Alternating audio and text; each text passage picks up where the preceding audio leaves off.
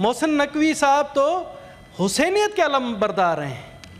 उनमें कब से ये यजीदियत वाला रवैया आ गया है कि वो गरीब मिस्कीनों को उनके घरों को उजाड़ कर अपना दिली सुकून हासिल करना चाह रहे हैं।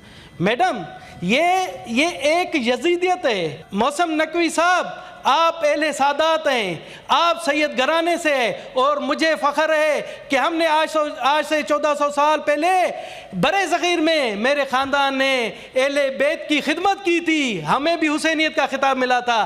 तो मैं मोहसिन नकवी साहब आपसे हाथ जोड़कर कहता हूँ कि इन गरीबों के लिए हुसैनियत वाला जज्बा करें, अपने दिल से यजीदियत निकाल दें।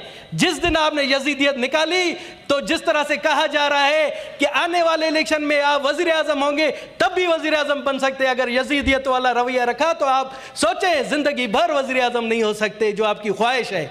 इस्लामाबाद में काफ़ी अरसे से इंक्रोचमेंट के हवाले से कार्रवाइयाँ चल रही हैं। आपने देखा कि बरी इमाम में भी किस तरह से मतलब जिस अंदाज से वहाँ पर मसमार किए गए, तो इसकी तारीख़ में मिसाल नहीं मिलती। मैडम, इसी तरह से यहाँ पर अगर मिनिस्टर साहब तो नहीं है, मोहसिन नकवी साहब, सैयद मोहसिन नकवी साहब, मैं तो हैरान हूँ। मोहसिन नकवी साहब तो हुसैनियत के अलम बरदार हैं। उनमें कब से ये यजीदियत वाला रवैया आ गया है कि वो गरीब मिस्कीनों को उनके घरों को उजाड़ कर अपना दिली सुकून हासिल करना चाह रहे हैं। मैडम, ये एक यजीदियत है। ठीक है जी, अगर गैर कानूनी कॉलोनियाँ हैं तो उन्हें नोटिस देकर या उनको मुतबादिल जगह दें। अब ये कॉलोनियाँ एक दिन में तो नहीं बनी, या कोई आसमान से गिर कर तो नहीं बनाए, इन कॉलोनियों में बनने में टाइम लगा है। मैडम, मैं आ रहा हूँ, यहाँ पर रमशा कॉलोनी है जहाँ पर मसीह लोग रहते हैं, और एक है मिस्कीन कॉलोनी, और अल्लामा इकबाल कॉलोनी जहाँ पर अक़लियत के लोग रहते हैं। मैडम, उन्हें भी नोटिस दिए गए हैं और कहा गया है कि ये कॉलोनियाँ खाली करें, नहीं तो इन्हें मसमार कर दिया जाएगा। मैडम, वो बेचारे गरीब हैं, यहाँ सफाई सुथराई का काम करते हैं इस्लामाबाद में, मगर ये मुझे समझ नहीं आ रहा है कि ये यजीदियत वाला जो रवैया है ये क्यों कर रहे हैं। मोहसिन नकवी साहब, आप अहले सादात हैं, आप सैयद घराने से हैं, और मुझे फ़ख्र है कि हमने आज से 1400 साल पहले बरे ज़ग़ीर में मेरे ख़ानदान ने अहले बैत की खिदमत की थी, हमें भी हुसैनियत का खिताब मिला था। तो मैं मोहसिन नकवी साहब आपसे हाथ जोड़कर कहता हूँ कि इन गरीबों के लिए हुसैनियत वाला जज्बा करें, अपने दिल से यजीदियत निकाल दें। जिस दिन आपने यजीदियत निकाली तो जिस तरह से कहा जा रहा है कि आने वाले इलेक्शन में आप वज़ीर आज़म होंगे, तब भी वज़ीर आज़म बन सकते हैं। अगर यजीदियत वाला रवैया रखा तो आप सोचें ज़िंदगी भर वज़ीर आज़म नहीं हो सकते, जो आपकी ख्वाहिश है।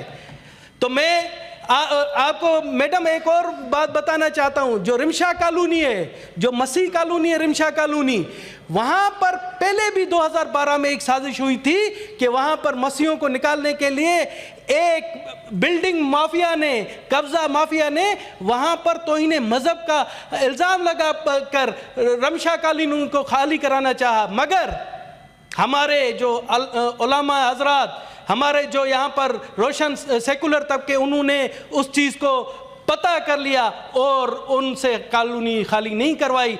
अब मोहसिन नकवी साहब उन गरीबों से कॉलोनी खाली करवाना चाह रहे हैं। तो प्लीज़ आप चेयर पर बैठें, इसका नोटिस लें और इस चीज़ को कमेटी के हवाले करें। मैडम, आपसे रिक्वेस्ट है कि जी शुक्रिया सेनेटर दिनेश, ये आईसीटी कमेटी को मैं रेफर करती हूँ, नई कमेटी बनी। कमेटी में दिनेश कुमार को उनकी सीडिया कमेटी में वो किया गया, मैं भी इसमें जाना चाहता हूँ। हमारी मस्जिद तकरीबन कई 100 साल पुरानी है। हम 600-700 साल से शक्रियाल में रहते हैं। जब ज़मीनें एक्वायर हुई, इस्लामाबाद में हमारा घर भी आया, तो हम वहाँ गाँव में रहना चाहते थे। हमने इस्लामाबाद में भी कोई प्लाट नहीं लिया, घर अलग, सड़क हमारे घर के बीच से गुजरी। मस्जिद वक्फ जगह पर है और इमाम बारगाह, मस्जिद कई 100 साल पुरानी है और इमाम बारगाह भी तकरीबन 100 साल से ऊपर की है। जो सीढ़ियाँ ने निशान लगाए हुए हैं वो जगह उससे बाहर है, अभी भी जो लगाए ताज़ा। लेकिन हर रोज़ एक ऐसी साहब आते हैं, वहाँ एम्बेरस करते हैं लोगों को कि हमने गिरानी है, ये हमने गिरानी है। और यहाँ गिरा कर आपको जगह कहाँ देंगे? एलीपुर फराज 15 किलोमीटर दूर। हाँ जुम्मा होता है, सदियों से हम वहाँ रह रहे हैं और कोई वो बात ही नहीं सुनता किसी की। एसी जो है अभी भी लोग एहतजाज कर रहे हैं वहाँ पर, जुम्मे के बाद लोग खड़े हैं। मैं इसको भी शोर शराबा कर, लेकिन मुझे ये लगता है राना साहब, ये जब वहाँ खुदा न खासा गलत काम करेंगे तो हमें मार देंगे। ये हमें मारे बगैर उसको नहीं गिरा सकेंगे। ये जगह न सीडीए का नोटिस है न किसी चीज़ का, आके गिरा रहे हैं और सुनते ही नहीं किसी की। एक ऐसी ऐसे लगता है कि वो तो प्राइम मिनिस्टर से भी ऊपर है, बात नहीं सुनता है, थ्रेट करता है सबको। शरीफ लोगों को थाने में बुलाता है, रोज़ हर दूसरे दिन थाने बुलाया होता है। तो लिहाजा इन चीज़ों को कंट्रोल करें खुदा के लिए। पहली परेशानी है, इसको मिसाइल ना बने। अभी मुहर्रम भी आ रहा है और मैंने तलाश चौधरी साहब से बात की, उन्होंने वादा किया है कि इसको हम देखेंगे इसको ना, लेकिन वो बात नहीं आ रहा है जो ऐसी है।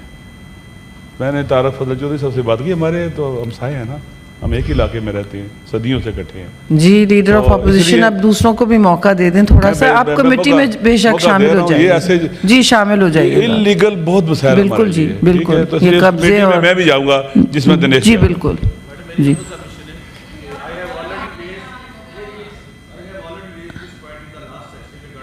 जी जी will be really thankful to you कि अगर आप मुझे भी आप भी उसमें होना चाहते हैं। जी सेक्रेटरी साहब, ये 2 मेंबरान को आईसीटी इस इशू पर इंक्लूड कर दें। अब आई हैव सेनेटर मशर। चेयरपर्सन साहिबा, मैं इस ईवान की तवज्जो खैबर पख्तूनख्वा में मौजूदा सूरत हाल की तरफ लाना चाहती हूँ। खैबर पख्तूनख्वा में इस टाइम अमन व अमान की जो सूरत हाल है, और मुझे इंतहाई दुख से ये कहना पड़ रहा है कि हमें शायद ये तासुर दिया जा रहा है कि खैबर पख्तूनख्वा पाकिस्तान का हिस्सा नहीं है, क्योंकि जब बलोचिस्तान में हमला हुआ हम बलोचिस्तान के साथ खड़े हुए। यहाँ 2-2 दिन ऐवान में डिस्कशंस हुई। जब कराची में गुल प्लाजा में आग लगी, यहाँ 2-2 दिन डिस्कशंस हुई, हम कराची के साथ खड़े हुए। जब इस्लामाबाद में 2 खुदकुश हमले हुए, यहाँ 2-2 दिन डिस्कशंस हुई और हम इस्लामाबाद के साथ खड़े रहे। लेकिन खैबर पख्तूनख्वा में इस टाइम आग और खून की होली खेली जा रही है। खैबर पख्तूनख्वा में इस टाइम 3 बड़े हमले हो चुके हैं। बनू में खुदकुश हमला हुआ, हमारे 16 से ज़्यादा पुलिस के लोग शहीद हुए, हमारे दर्जनों लोग ज़ख्मी हुए। हमने ज़बरदस्ती यहाँ पे दुआ कराई, कोई भी डिस्कशन नहीं हुई। लकी मरवत में इतना होलनाक हमला हुआ, हमारे 9 लोग शहीद हुए, 41 से ज़्यादा लोग ज़ख्मी हुए, यहाँ पे कोई डिस्कशन नहीं हुई। हमारे बाजवड़ में कल रात जो हुआ है, अभी तक हमें नंबर कंफर्म नहीं हो रहा कि कितने लोग शहीद हैं, कितने लोग ज़ख्मी हैं। यहाँ पे दुआ तक नहीं कराई गई। हमारे 40 से ज़्यादा ड्रोन अटैक्स हुए हैं खैबर पख्तूनख्वा में, जिसमें सिविलियंस कोलेटरल डैमेज की मद में शहीद और ज़ख्मी हो रहे हैं। औरतें बेपर्दा हो रही हैं, बच्चे शहीद हो रहे हैं, लेकिन यहाँ पे ना कोई डिस्कशन हुई, ना कोई दुआ हुई, ना कोई वो आप कह सकते हैं किसी ने फुर्सत ही नहीं समझी कि हम एक मरतबा बात ही कर ले कि वो इस मुल्क के शहरी हैं और इस मुल्क के शहरियों के साथ ये हो रहा है। खैबर पख्तूनख्वा ने इस मुल्क के अमन के लिए कई दिहाइयों से कीमत चुकाई है, अब भी चुका रहा है। खुदारा खैबर पख्तूनख्वा को भी इस मुल्क की एक इकाई समझे, खैबर पख्तूनख्वा के दर्द और दुख में भी शामिल हो। अगर आप समझते हैं कि वहाँ इमरान खान की हुकूमत है, वहाँ पाकिस्तान तहरीक इंसाफ की हुकूमत है, तो आप उसको कोई तवज्जो ही नहीं देंगे। लेकिन वो इस मुल्क का हिस्सा है, उस